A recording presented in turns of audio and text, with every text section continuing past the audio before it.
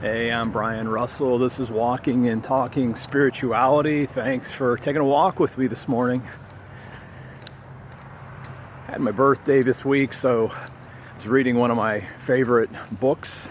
Again, Letters from a Stoic. It's a series of letters written by Seneca to a younger man that he was mentoring named Lucilius. And I've been reading lots of scripture also, and talking with friends, and I've been thinking about simplicity as a theme that runs through this. And as I look at my life, and one of the things that jumped out from reading Seneca this week, it's his letter number 16. He's talking to the Lucilius, and Lucilius seems to be really proud of the progress that he's making, and Seneca warns him and essentially says to Lucilius, you need to take a real inventory of yourself to make sure that you're actually advancing in philosophy rather just in years.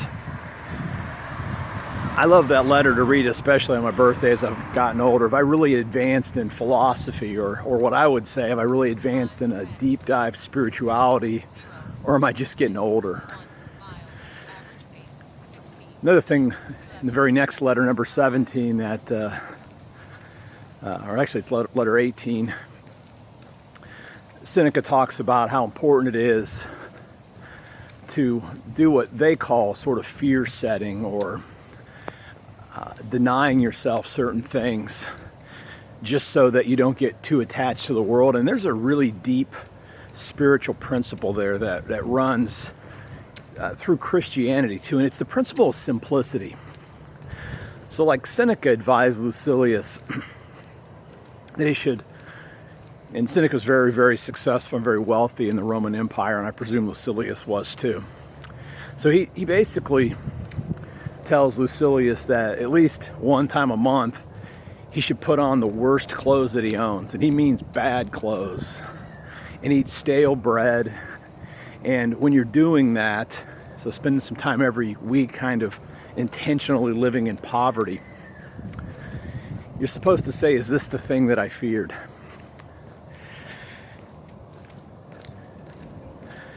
Have those words ever been more timely? And as we think, what does simplicity look like for us? How many we've been in a COVID-19 social distancing thing now.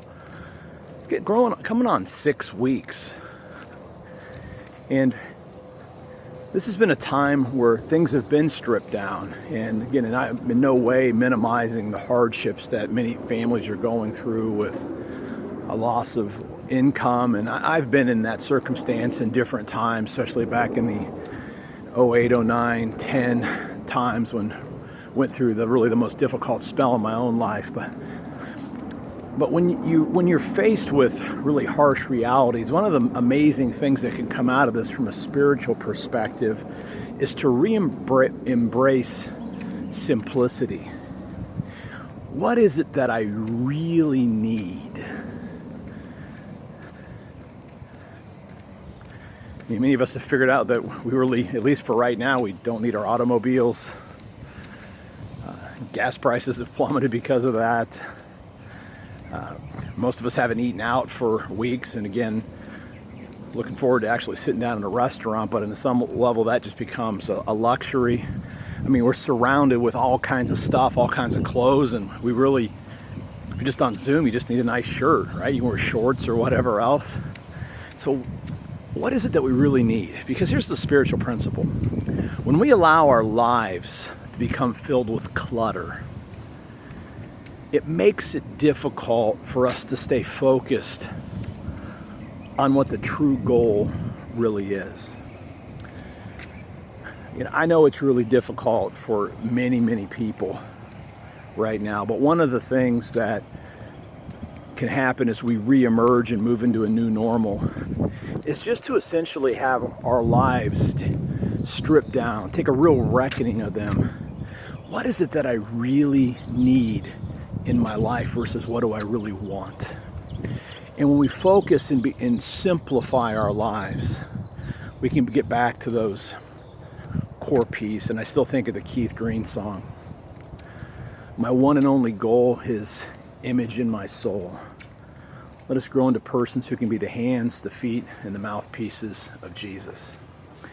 Till next time, live by faith, be known by love, and be a voice of hope to others. Thanks for taking a walk with me. I'm Brian Russell.